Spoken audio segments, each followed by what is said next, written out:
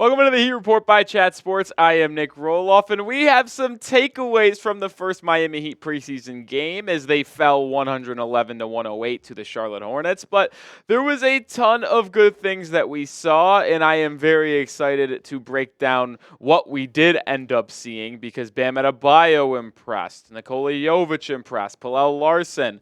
We'll talk about Kel'el Ware's debut as well. But I mentioned it, man. There's a lot of things to like and a lot of good things to take away from this game. But before we get into those takeaways, make sure you are sharing this video. If you click the share button, select Twitter/X, and click post to Twitter/X, that's a good way to share it. You can also text it to a friend, family member, coworker. It doesn't matter to me, but if you need someone to become more informed on the Miami Heat, we're the channel for you. So help us out and grow the word. All right, the first takeaway of the day is that Bam Adebayo is going to change everything for the Miami Heat. And as fans, we have talked about for a very long time that if Bam Adebayo ever incorporated a three-point jump shot, it would change the alteration in the path of this Miami Heat franchise. And I can already see it now, folks. It's happening because in his first preseason game, we've talked about the three-point barrage and the improved shot of Bam, how Spoelstra believes Bam can make those shots, has faith in him shooting them. Well, yesterday, he went 2 of 5 from 3.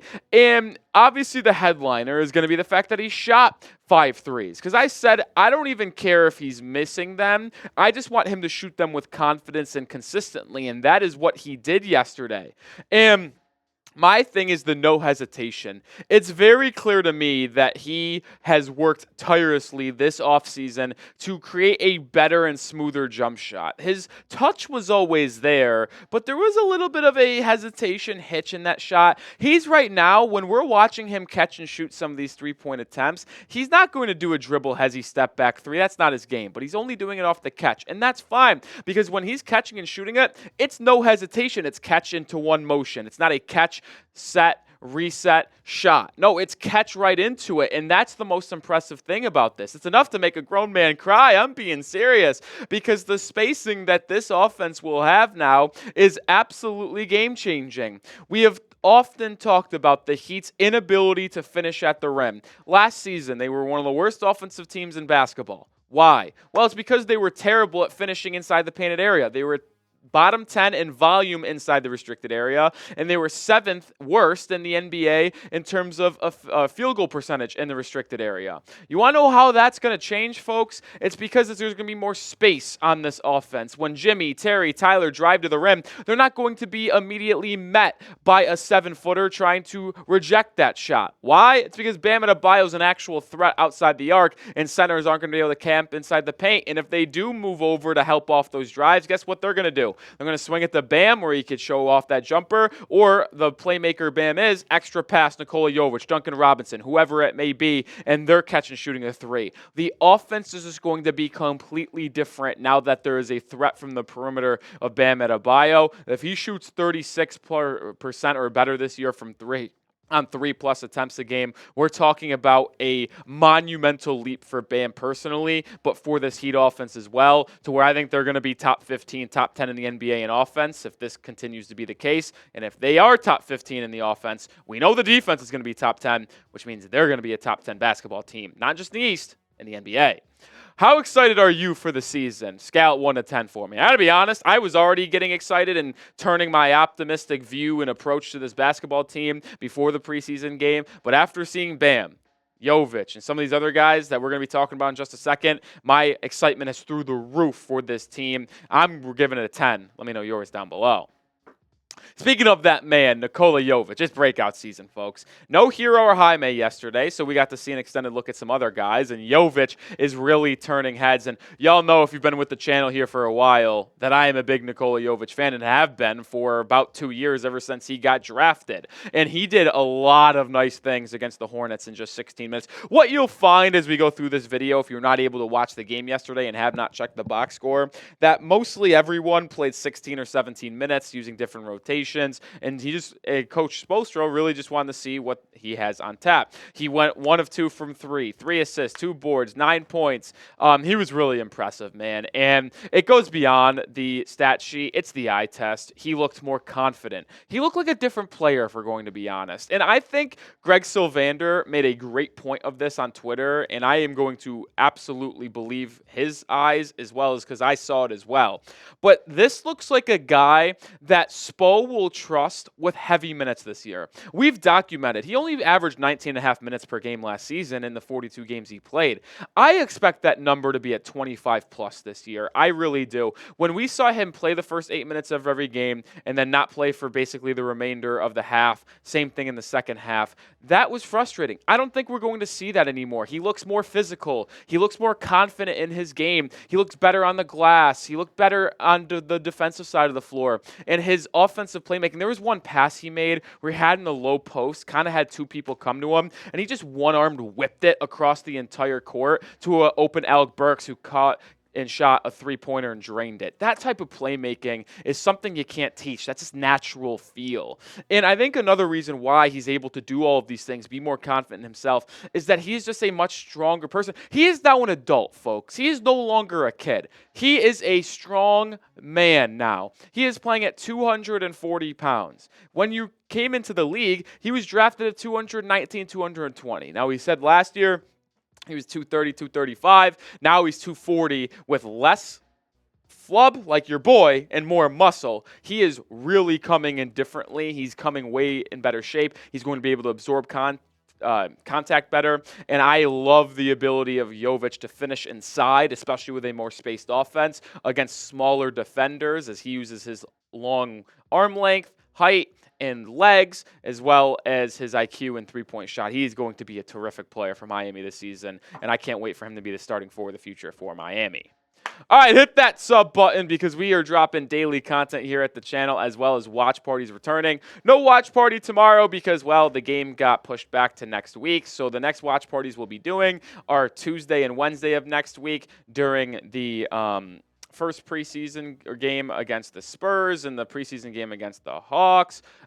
Make sure you are subscribed for that because we're going to lock you in.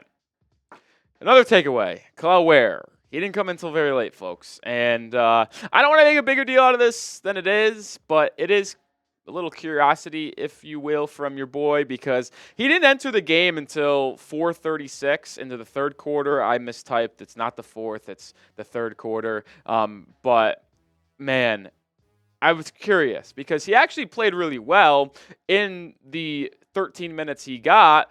But you're just confused here because you're like, well, Thomas Bryant came in before him. Kevin Love came in before him. Is he behind them on the depth chart, or is this just a one-off thing where Spo will do in a different things? Like it's very curious to me on what the situation is here. And we're going to talk more in just a second, but we are sponsored by PrizePicks, and you can now play PrizePicks with basketball returning on a daily basis, but you can do it during football season as well. PrizePicks is the best way to get action on sports in over 30 states, including California, Florida, Georgia, and Texas. Sign up today and get $50 instantly when you play $5. You don't even need to win to receive the $50 bonus. It's guaranteed. PrizePicks is the best way to win real money this football season and basketball season. Which players are going off? Which ones aren't? Make your picks in less than 60 seconds and turn your sports opinions into real money all season long on PrizePicks. I have entries for season long in basketball, but I also do weekly picks for football. And my picks this week, more than Jaden Daniels, 221.5 passing yards, more than Darnell Mooney, 53.5 receiving yards, and less than Breece Hall, 53.5 rushing yards. It's a 3-player entry to win 5 times money. You can win up to 100 times your money on PrizePicks right now with as little as 4 correct entries if you customize it in a very specific way. So download the app today and use code CLNS to get $50 instantly after you play your first $5 lineup. Like I said earlier, you don't even win to get the $50. It's guaranteed. I love PrizePicks. You got to get started today. PrizePicks, run your game.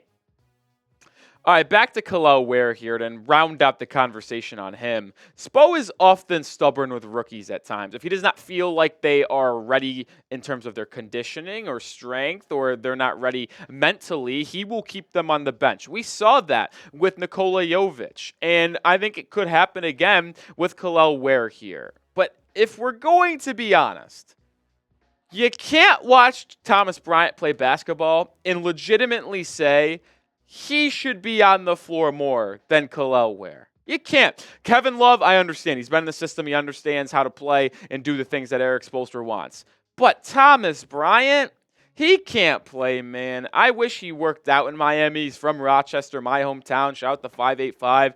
But boy, oh boy, the potential for Kel'el Ware is through the roof, and that's only going to be realized if he's able to get on the floor and get better, play minutes against centers. And granted, yes, he dominated last night against third, fourth stringers in Charlotte, but like this kid's a stud, man. He really is, and you're really going to have to see him get minutes this year to know. Is he out of position sometimes defensively? Sure. Is he a little weak in terms of his physicality inside? Yes, but the length, the athleticism, he's able to reject shots. He had 4 blocks yesterday. 3 of them came on 1 possession, and you can see him as a lob threat on the pick and roll as well. This guy has to get big-time minutes, and I am hoping that ultimately comes this season. All right, Pelle Larsson. He's a dog. He is. And I can't believe I'm saying this, but Pelle Larsson, I think, will get more minutes this season for the Miami Heat's rotation than Kel'el Ware. And I really do think that. I don't want to overreact to one game here, but based off how Coach Spo has worked in the past, if he doesn't feel like you're ready to compete, he doesn't feel that you're ready to compete. And I think he does feel like Pelle Larsson is ready to go for this team. I think the Heat found another one. 44th pick in this past draft, second round, after they traded back from 43 with the Atlanta Hawks, where Dursic went to the Atlanta. Pelle was awesome. He was fantastic. We saw it in Summer League. He just does the little things. And if you do the little things correctly, Eric Spoelstra will play you. Why do you think Drew Smith is still employed by the Miami Heat? Why do you think Haywood Highsmith has worked out so well? Why do you think Caleb Martin and Max Strus got bags after leaving Miami? It's because they played because they do the little things correctly. And Larsson, is he going to do this offensively every night? No, he's not going to shoot 2 of 2 and 4 or 5 from the field. But when you watch his intangibles, his defense, the way he rotates offensively, spaces, cuts when other players are a little bit more stagnant, and finds the open spots in the opposing defense. This is someone that Spoelstra will play consistently in this Heat rotation. I'm not sure how consistently due to the fact that the Heat are a relatively deep team, and I don't know where Larsson fits in terms of minutes per game once we get to the regular season, but he is someone that will be kept on this group, and whenever an injury occurs to a Duncan Robinson, to an Alec Burks, to a Haywood Highsmith, Larsson will be that guy that comes in as plug and play. We talked about that the other day. Spoelstra called him a plug and play type guy. I think that's how Larsson will be used this year. Will he play all 82 games? No. Will he play in 35, 40 games this season? Absolutely. And I think he will be impactful every single time he steps on the court. Let me know, though, what is your top takeaway from the Heat's preseason game? Let me know. I think mine is the Bam Adebayo, but let me know yours down in the comment section. Last thing we'll talk about on today's takeaway show is that we didn't see Nasir Little last night. He is, I think, the only player that was healthy that did not play. No, I think there was one more. Maybe I'm spacing. I'm sorry, folks. But he just didn't appear in this game. And I was intrigued by the signing of Nasir Little when they gave him a non-guaranteed contract a couple weeks ago going into training camp, because it's like this guy was a former first-round pick, former second overall recruit out of high school. He's long. He's really athletic. He's a good defender. And I don't want to make too much out of this what it is, because he will appear in preseason games in the future. There's still 4 of them left over the next 2 weeks. He's going to play in some of these games. But man, if he's not playing in the first preseason game, is it really going to be something that we think ultimately leads to him making this roster as a guaranteed contract guy? Probably not, right? He got a non-guaranteed deal. My guess is that he ultimately ends up getting waived by the Heat at the end of the preseason, right before the regular season, with the hopes that they keep him around in the Heat's G League system. I think that is probably the best case scenario for Nasir Little with the Heat organization. I wish Nasir the best. I hope he ultimately balls out the rest of the preseason, but I don't really see him being someone that makes this roster on a guaranteed contract. All right, I'll do it for today's show. Make sure you are following me over on Twitter at Nic_Rohloff because I'm tweeting Heat highlights and my thoughts on every single game. I tweeted out a handful of clips from last night's preseason games. And if you want to see them in real time and be covered before we are here on the channel breaking it down, my Twitter is the best place to do that. So go give me a follow at Nic_Rohloff.